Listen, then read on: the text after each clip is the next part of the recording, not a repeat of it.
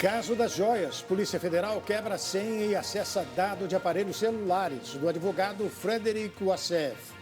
O governo propõe volta do imposto sindical obrigatório com taxa fixa de até 1% do rendimento anual do trabalhador. Em viagem ao continente africano, o presidente Lula deve deixar reforma ministerial somente para a próxima semana. Deputado Cezinha de Madureira defende ministro da Advocacia Geral da União para a vaga no Supremo Tribunal Federal. O Brasil News da Rede Brasil está começando.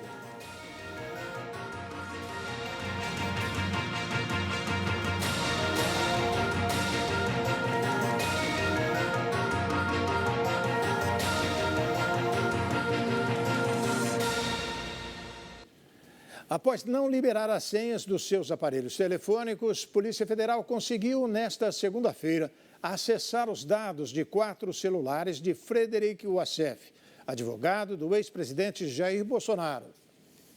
Na semana passada, Frederic Wassef confirmou a compra do relógio Rolex com dinheiro vivo nos Estados Unidos. A joia foi um presente dado a Bolsonaro em viagem oficial à Arábia Saudita. O advogado do ex-presidente não quis fornecer as senhas dos celulares, mas a perícia usou técnicas para ter acesso às informações. Dos 4 aparelhos que foram apreendidos em São Paulo na última quarta-feira, um era utilizado exclusivamente para conversas com Bolsonaro. Com a quebra das senhas, os peritos da Polícia Federal passarão a analisar o conteúdo das mensagens e arquivos existentes no aparelho. O advogado Paulo Amador de Cunha Bueno, que representa o ex-presidente Jair Bolsonaro no caso das joias, assumiu a defesa também da ex-primeira-dama Michele Bolsonaro. Cunha Bueno atua na advocacia criminal especializada. A entrada de Cunha Bueno no processo nos atos que correspondem a Michele ocorre diante do agravamento das acusações com possibilidade de confissão do ex-ajudante de ordens de Bolsonaro, o tenente-coronel Mauro Cid. Na quinta-feira, dia em que tornou-se pública a disposição de Mauro Cid de confessar, o advogado de Bolsonaro e Michele ligou para o advogado de Cid, o criminalista César Bittencourt. Ele afirma, no entanto, que a ligação ocorreu antes da divulgação pela revista Veja, de que poderia ser feita uma confissão. Cunha Bueno atua na advocacia criminal especializada. Em março, quando assumiu inicialmente a defesa de Bolsonaro, foi ele quem divulgou que os conjuntos de joias recebidos de presente da Arábia Saudita seriam devolvidos ao Tribunal de Contas da União, o TCU. O Tribunal Superior Eleitoral voltou a ouvir testemunhas em uma ação contra o ex-presidente Jair Bolsonaro e o candidato a vice, Braga Neto. O caso apura as condutas dos dois nos atos de 7 de setembro de 2022. O Tribunal Superior Eleitoral retomou os depoimentos de testemunhas em uma ação contra o ex-presidente Jair Bolsonaro e o candidato a vice, Walter Souza Braga Neto, por abuso de poder político e uso indevido de meios de comunicação. O caso se refere à disputa presidencial do ano passado. Em 4 ações, a Corte Eleitoral apura as condutas dos dois nos atos de 7 de setembro de 2022, quando foi comemorado o bicentenário da independência em Brasília e no Rio de Janeiro.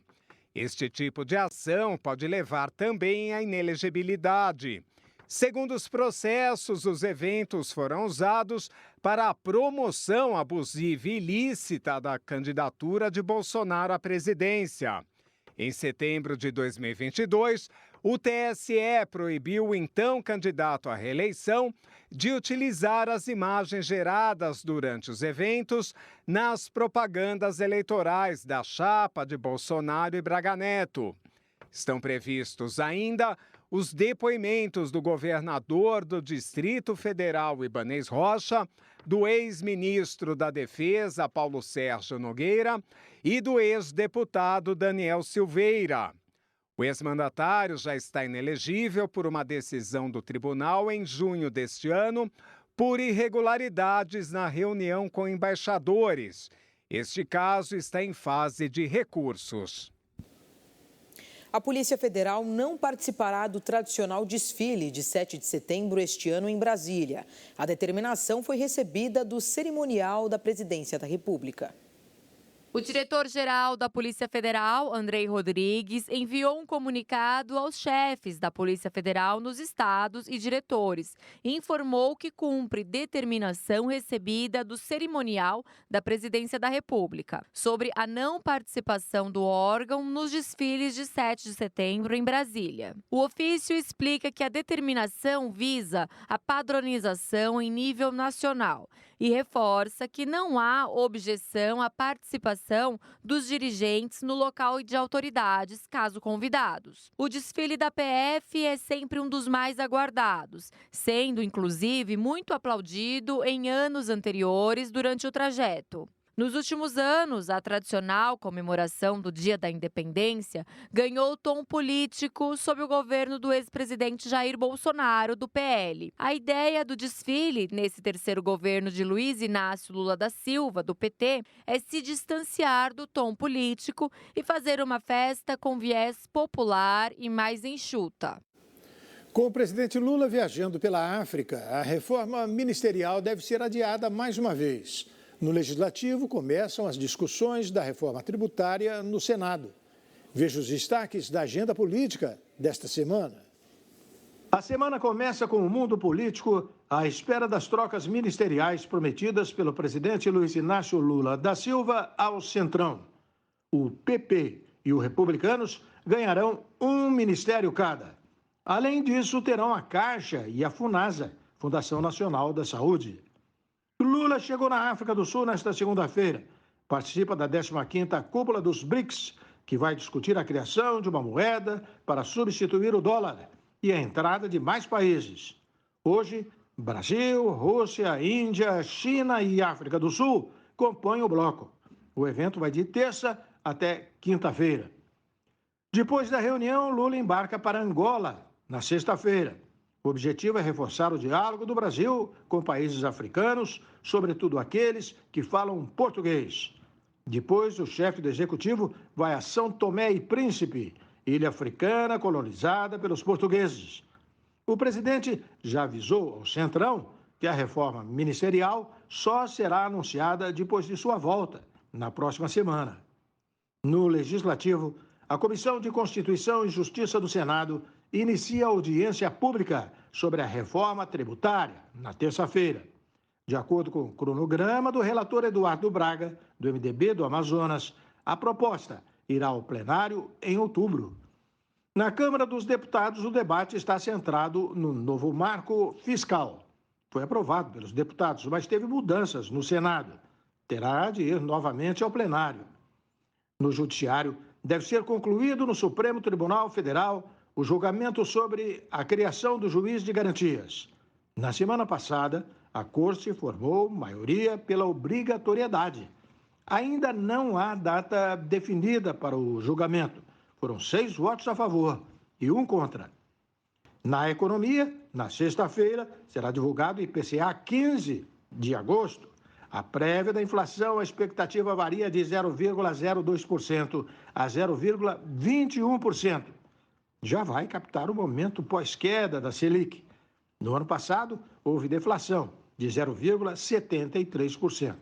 Estava influenciada pela baixa nos impostos cobrados de combustíveis. O governo Lula estuda a retomada da cobrança obrigatória do imposto sindical para os trabalhadores e registrados em carteira, que estava extinta desde 2017. Para o comentarista Ney Gonçalves Dias, a medida não deve passar no Congresso. O Ministério do Trabalho quer novo imposto sindical 3 vezes maior do que o extinto. A proposta costurada entre o ministro do Trabalho e os sindicatos deverá ser apresentada ao presidente Lula até o final do mês de agosto. Eu explico. Em 1980, existia o imposto sindical. O trabalhador dava ao seu sindicato uma parte do seu salário. Acontece que em 1980, os sindicatos, principalmente o sindicato do ABC, tiveram uma força política importante Eles ajudaram na redemocratização do país. E tinha quase um aspecto cartorial. Você, para trabalhar, tinha que pertencer aos sindicatos. Só que isso mudou.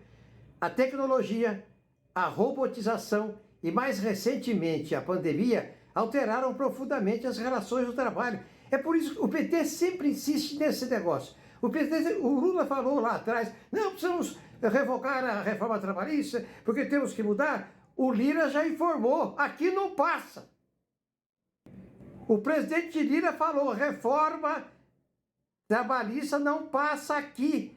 O que existe hoje foi aprovado pelo Congresso Nacional, mas eles insistem. O Lula quer governar o país com os olhos do passado. O Marinho está lá atrás, em 1980, em São Bernardo do Campo. O país mudou. Esta proposta, e agora vem mais, eles querem cobrar o imposto 3 vezes maior. O trabalhador vai se ferrar. Não passa no Congresso. Será mais uma derrota do governo do Lula no Congresso Nacional. E a seguir, caso Vaza Jato. O ministro da Defesa enviou ofício à Polícia Federal pedindo nomes de militares que se reuniram com o hacker. Expoente da bancada evangélica, deputado Cezinha de Madureira, defende a indicação de Jorge Messias para a vaga no Tribunal Superior Federal.